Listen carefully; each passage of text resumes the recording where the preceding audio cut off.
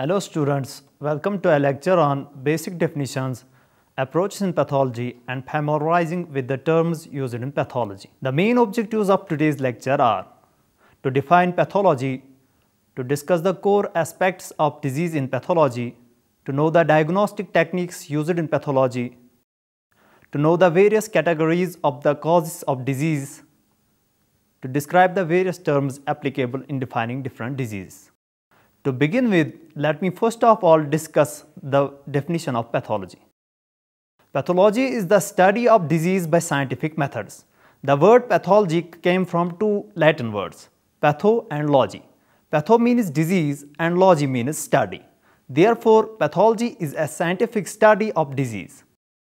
Disease may in turn be defined as an abnormal variation in structure or function of any part of the body. Pathology gives explanations of a disease by studying the following four aspects of the disease: etiology, pathogenesis, morphologic changes, and functional derangements and clinical significance. Let us discuss these core aspects of pathology one by one in detail. Number 1. Etiology. Etiology of a disease means the cause of the disease. If the cause of disease is known, it is called primary etiology. If the cause of the disease is unknown, it is called idiopathic. Knowledge or discovery of the primary cause remains the backbone on which a diagnosis can be made and a disease understood and a treatment developed. There are two major classes of etiological factors, that is genetic and acquired. In acquired we have infectious, nutritional, chemical, physical, etc. The etiology is followed by pathogenesis. Pathogenesis means the mechanism through which the cause operates to produce the pathological and clinical manifestations. The pathogenic mechanisms could take place in the latent or incubation period. Morphologic changes. The morphologic change refers to the structural alterations in cells or tissues that occur following the pathogenic mechanisms. The structural changes in the organ can be seen with the naked eye, or they may only be seen under the microscope. Those changes that can be seen with the naked eye are called gross morphologic changes, and those that are seen under the microscope are called microscopic changes. Both the gross and the microscopic morphologic changes may only be seen in that disease, that is, they may be specific to that disease. Therefore, such morphologic changes can be used by the pathologist to identify, that is, to diagnose the disease. In addition, the morphologic changes will lead to functional alteration and to the clinical signs and symptoms of the disease. Functional derangements and clinical significance. The morphologic changes in the organ influence the normal function of the organ. By doing so, they determine the clinical features, symptoms and signs, course and the prognosis of the disease. Moving on, let us now get to the brief summary of the pathology. Etiology, which leads to pathogenesis. Pathogenesis leads to morphologic changes, which later on leads to clinical features and prognosis of all disease. Understanding of the above core aspects of the disease, that is, understanding pathology, will help one to understand how the clinical features of the different diseases occur and how their treatments work. As we are aware now about the definition of pathology and having understood the core aspects of disease, let we now move to the different diagnostic modalities used in pathology. The pathologist uses the following techniques to diagnose the disease, which includes histopathology, cytopathology, hematopathology, immunohistochemistry, microbiological examination, biochemical examination, cytogenetics, molecular techniques, and autopsy. Let me discuss them one by one. Histopathological techniques. Histopathological examination studies tissues under the microscope. During this study, the pathologist looks for abnormal structures in the tissue. Tissues for histopathological examination are obtained by biopsy. Biopsy is a tissue sample from a living person to identify the disease. Biopsy can be either incisional or excisional. Once the tissue is removed from the patient, it has to be immediately fixed by putting it into adequate amount of 10% formaldehyde, 10% formalin, before sending it to the pathologist. The purpose of fixation is to prevent autolysis and bacterial decomposition and putrefaction, to coagulate the tissue to prevent loss of easily diffusible substances, to fortify the tissue against the deleterious effects of the various stages in the preparation of sections and tissue processing, to leave the tissue in a condition which facilitates differential staining with dyes and other reagents. Cytopathological techniques. Cytopathology is the study of cells from various body sites to determine the cause or nature of disease. The various applications of cytopathology. The main applications of cytopathology include the following: screening for the early detection of asymptomatic cancer. For example, the examination of scrapings from cervix for early detection and prevention of cervical cancer. Diagnosis of symptomatic cancer. Cytopathology may be used alone or in conjugation with other modalities to diagnose tumors revealed by physical or radiological examinations. Surveillance of patients treated for some time of cancers. Cytology is the most feasible method of surveillance to detect recurrence. The best example is periodic urine cytology to monitor the recurrence of cancer of the urinary tract. Hematological examination. This is a method by which abnormalities of the cells of the blood and their precursors in the bone marrow are investigated to diagnose the different kinds of anemia and leukemia. Immunohistochemistry. This is a method used to detect a specific antigen in the tissue in order to identify the type of disease. Microbiological examination. This is a method by which body fluids, excised tissues, etc. are examined by microscopical, cultural, and serological techniques to identify microorganisms responsible for many diseases. Biochemical examination. This is a method by which the metabolic disturbances of disease are investigated by AZ of various normal and abnormal compounds in the blood, urine, etc. Clinical genetics, or you can say cytogenetics. This is a method in which inherited chromosomal abnormalities in the germ cells or acquired chromosomal abnormalities in somatic cells are investigated using the techniques of molecular biology. Molecular techniques. Different molecular techniques such as fluorescent in situ hybridization, southern blotting, etc. can be used to detect the genetic diseases. Autopsy. Autopsy is the examination of the dead body to identify the cause of death. This can be for forensic or clinical purposes. The relative importance of each of the above disciplines to our understanding of disease varies for different types of disease. For example, in diabetes mellitus, biochemical investigation provides the best means of diagnosis and is of greatest value in the control of the disease. Whereas in the diagnosis of tumors, FNAC and histopathology contribute much. However, for most diseases, diagnosis is based on a combination of pathological investigations. Dear students, we spoke about the pathology, its core aspects, and various techniques used by a pathologist to diagnose a disease. Let us now move to other objectives of today's lecture, that are various categories of the causes of disease. Diseases can be caused by either environmental factors, genetic factors, or a combination of the two. Environmental factors.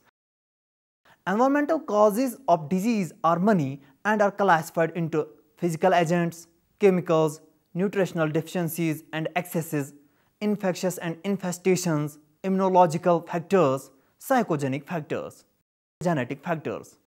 These are hereditary factors that are inherited genetically from parents. Let us now discuss the precise definition of the pathology and the various terms applicable in defining different diseases. For example, terms applicable to neoplasia: neoplasm, neoplasia, tumor.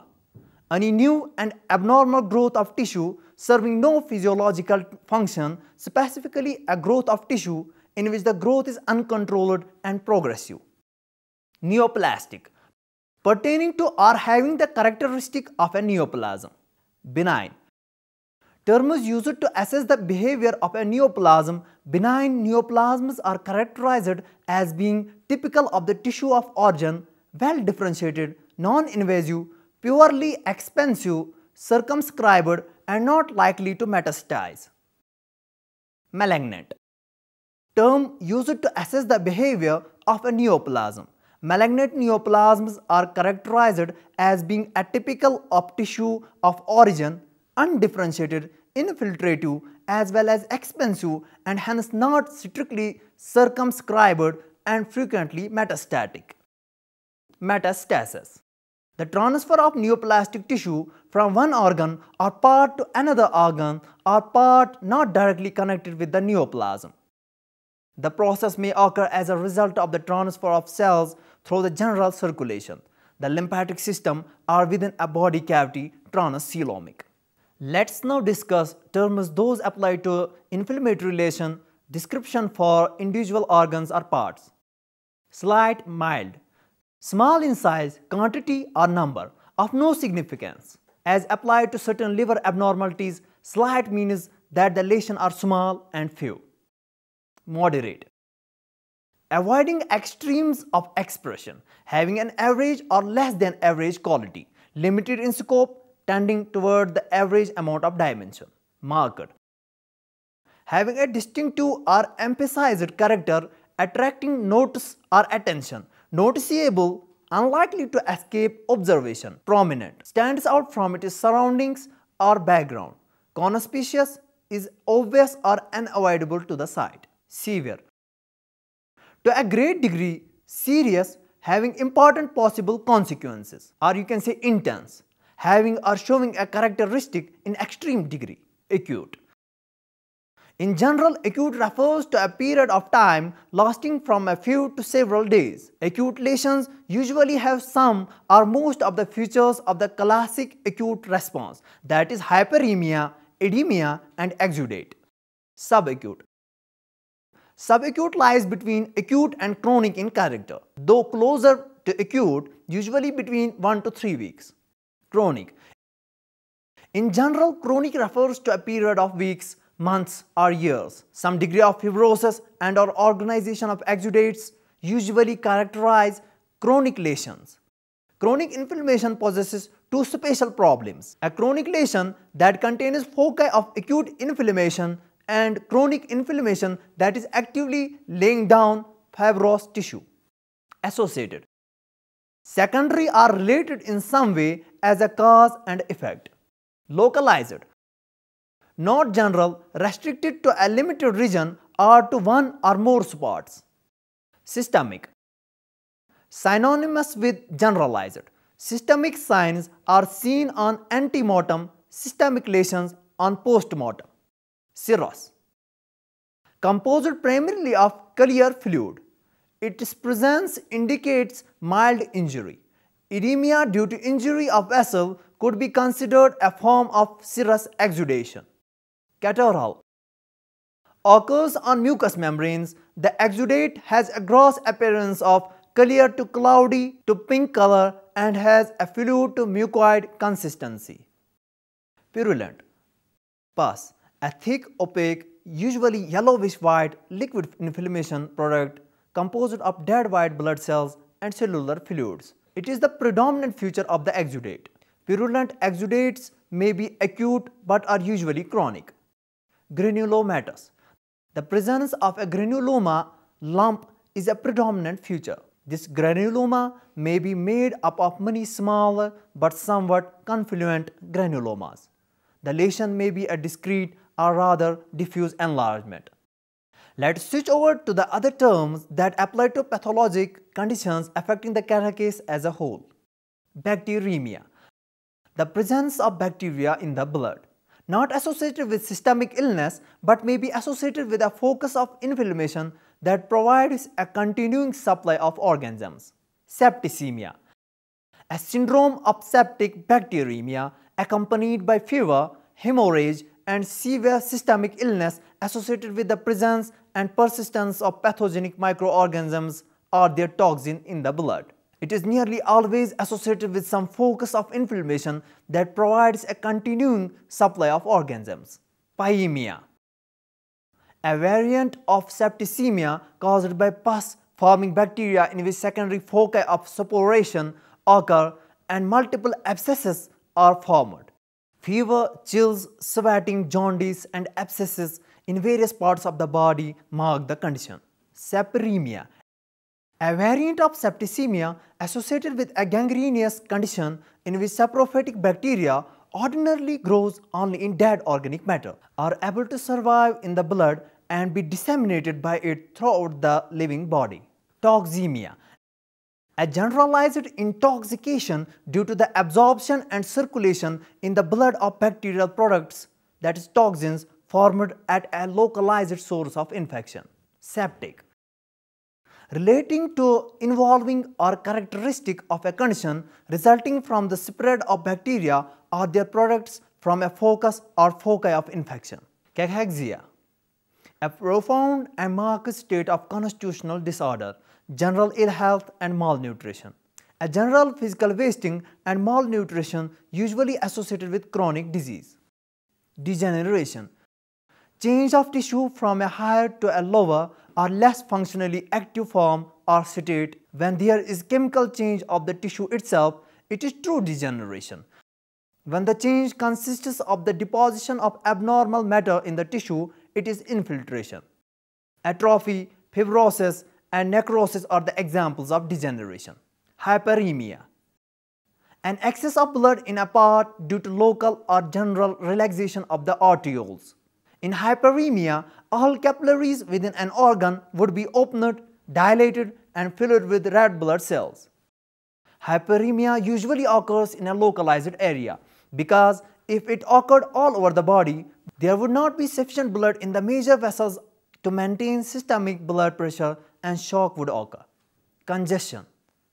Congestion implies that the flow of blood leaving an area is impeded and that blood therefore accumulates in the venous circulation. It is a passive process and results from impaired blood flow in veins. Lipidosis, a general term for disorders of cellular lipid metabolism involving abnormal accumulations of lipids within an organ. Sawdust, a lay term used to describe pinkish grey to yellowish white foci of necrosis within the liver that resembles the fine particles of wood made by a saw in cutting. Steatosis, a muscular dystrophy in which muscle is replaced by an abnormal amount of fat without accompanying inflammatory or degenerative change. Telangiectasia, a vascular lesion formed by an abnormal dilation of a group of small capillary vessels and arterioles. Telangiectasis, a condition of liver in which purplish red to bluish black spots form on the surface and in the parenchyma of the organ. The surface spots have a very slightly depressed appearance. Tissues, fat, muscles, tendons, and bones of the carapace as opposite to the tissues of organs. Organs, which means structures such as liver, heart, lungs, kidney, etc. Moving on, now let us discuss another aspect of our lecture, that is terms those applied to contamination.